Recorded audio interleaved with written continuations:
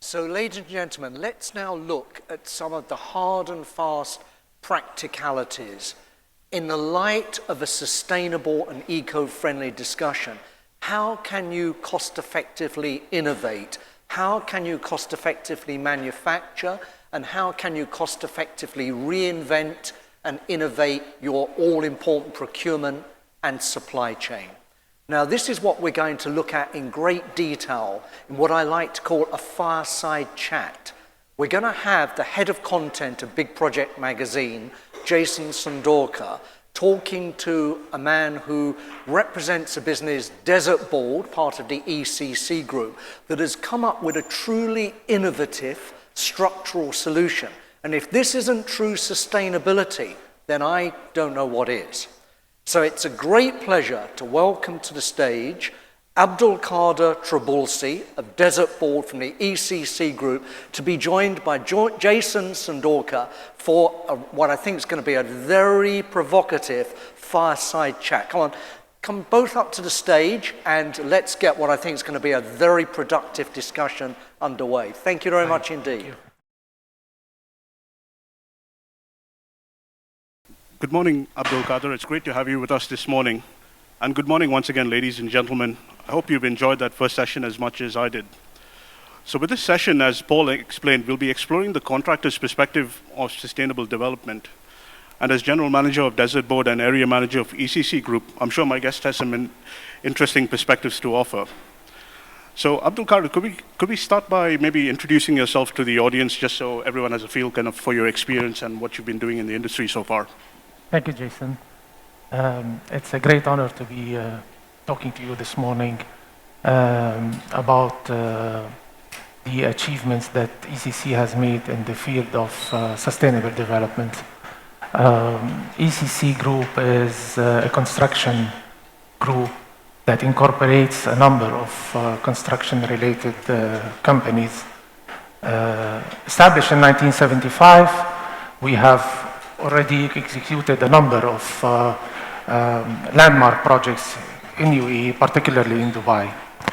The group incorporates a general contracting company, ECC Contracting, Desert Board, which is the latest innovative solution provider for nature-based building materials, Abanos, a fit-out and decoration company, United Masters, a mechanical and electromechanical contractor, and PMI, a steel and aluminum fabricator and contractor, just to name a few. Thanks a lot for that. If you can take us through the last year, if any particular sustainable milestones that the group of companies that you've just described to us have achieved. Yes, well, sustainability is deeply ingrained in the DNA of ECC. We have made a commitment and we have lived up to it. We have so far made a great achievement in collaborating with the Dubai municipality to successfully complete 640 square meters building, 3D building, back in 2019. At that time, it was the largest 3D project in the world.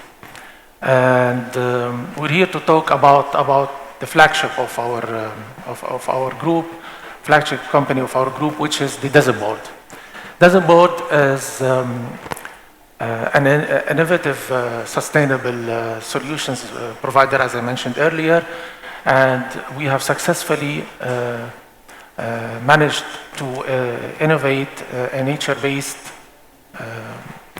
low carbon emission, a material that we consider as a carbon sink with zero formaldehyde emissions that can work as a perfect substrate for various applications, including decoration, house buildings, cabinetry, structural wood, engineered wood applications, flooring, etc. So there's been a lot of talk now already this morning about COP28 being on the horizon. So from ECC's perspective, what do you anticipate will come out of the event, and how will it impact the environment? How are the companies preparing for this?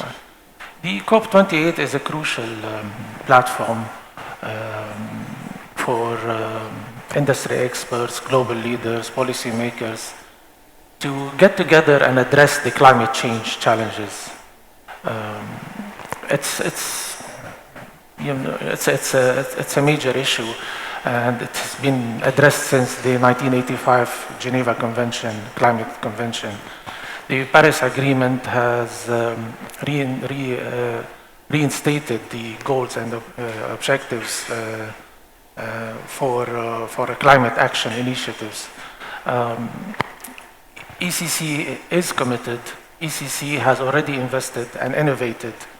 We're steadily working towards disrupting the construction industry by developing sustainable green building solutions. So the COP28 will offer us not only a platform to share our experience, but also to benefit from the mandates that will result from the initiatives and the goals that will be set out towards the end of the convention. And as part of your initiatives and investments into sort of developing more sustainability focused solutions, you've invested a lot into 3D printing and have already sort of delivered a project with the Dubai municipality. Do you have any interesting stats that you could share with us in terms of, savings in terms of concrete and waste, etc.? Certainly. Well, in terms of the takeaway from our experience in the 3D printing project that we have completed with the Dubai municipality, we can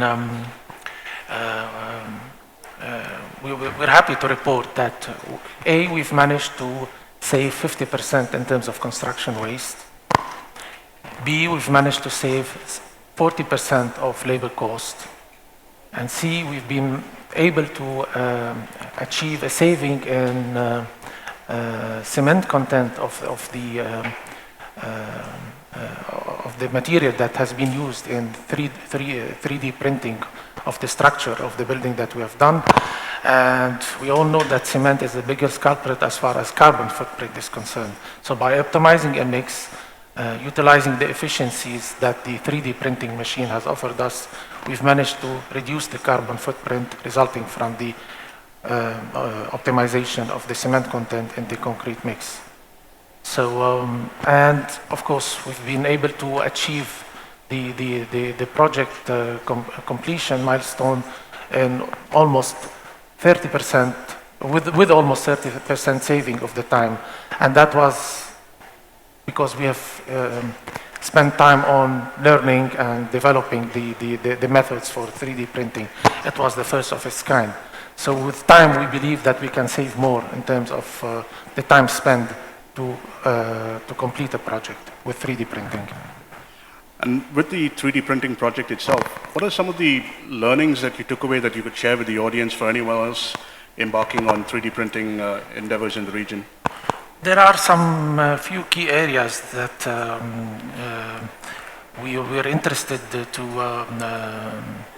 watch towards the future of 3D printing.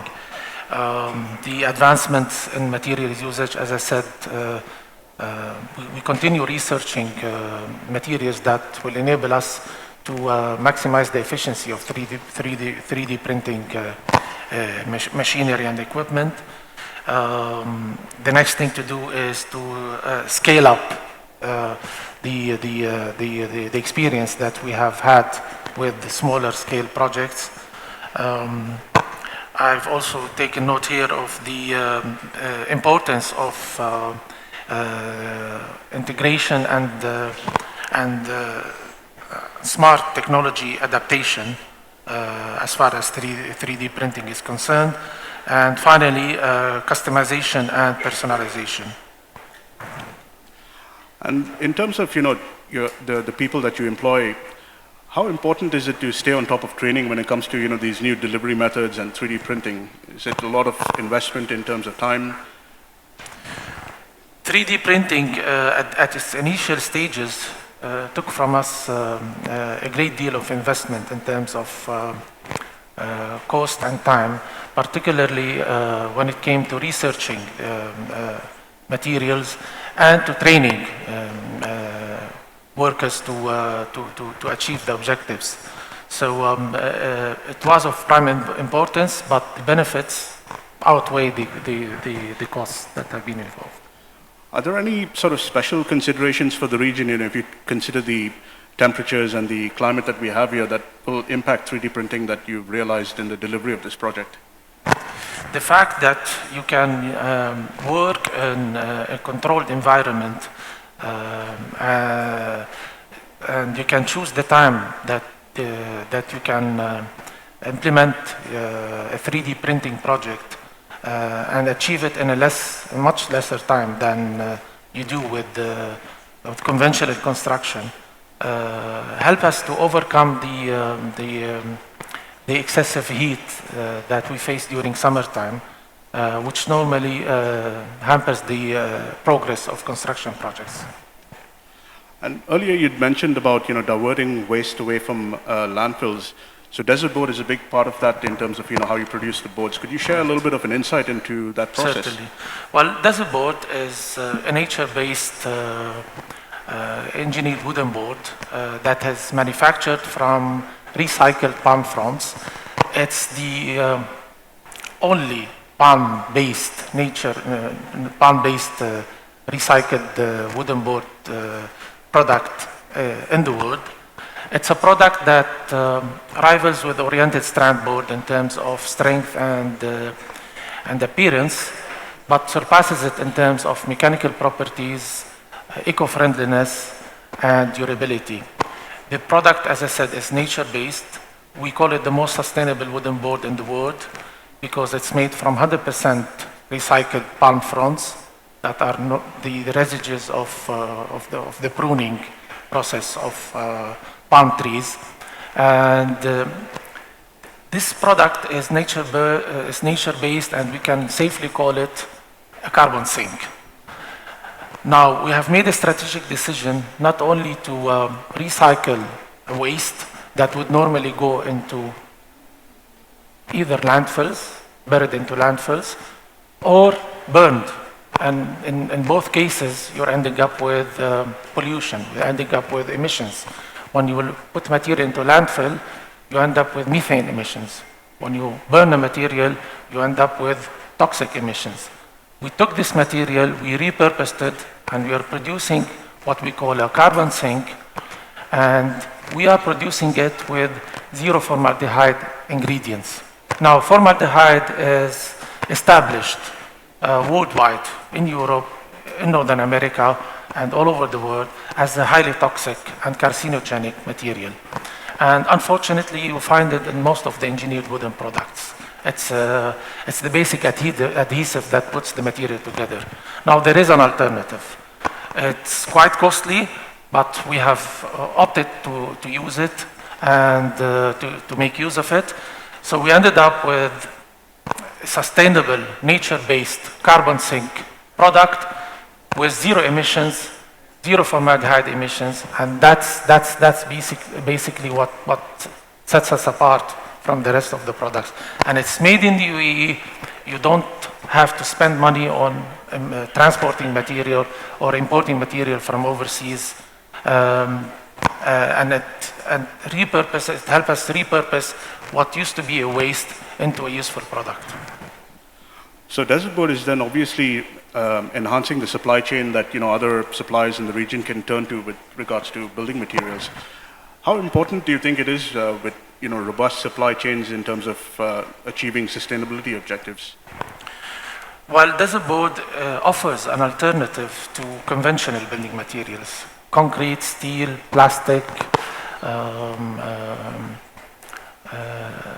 and even engineered wooden boards produced with formaldehyde-based material. So we are offering a sustainable solution. It's locally available, and it will certainly help meet the objectives of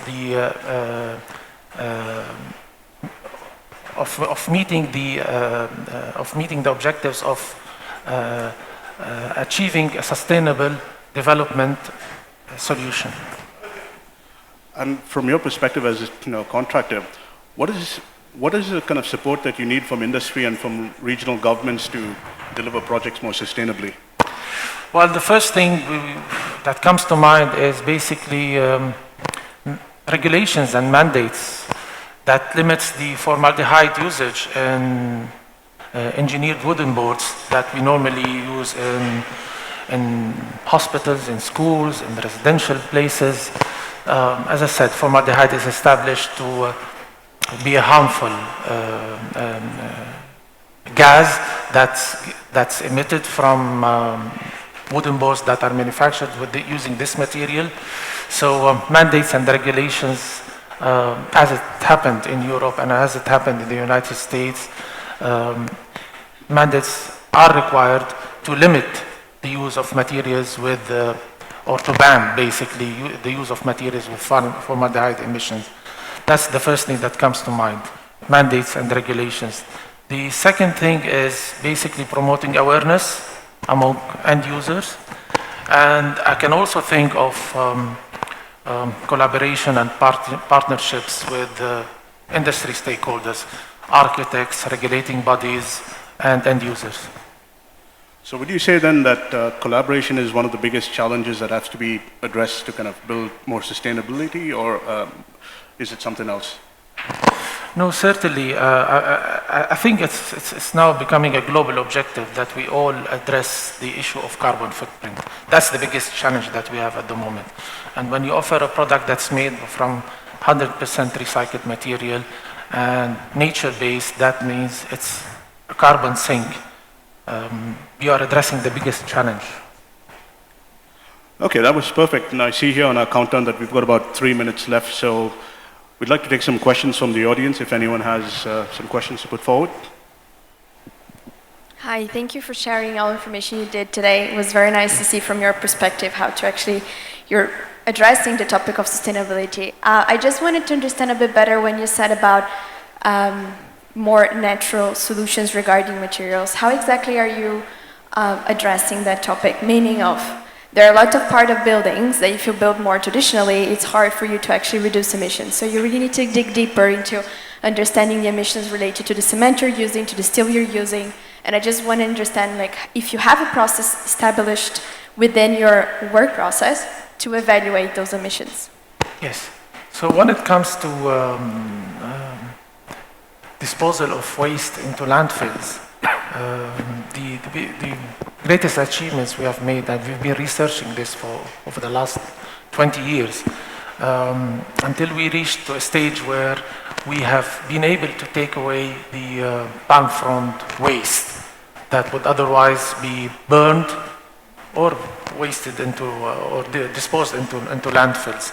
And we converted this into an engineered wooden board. So we take those palm fronds, we process them, we sort them, we flake them, we chip them, and then we flake them, and then we orient them in high-tech presses to create a board.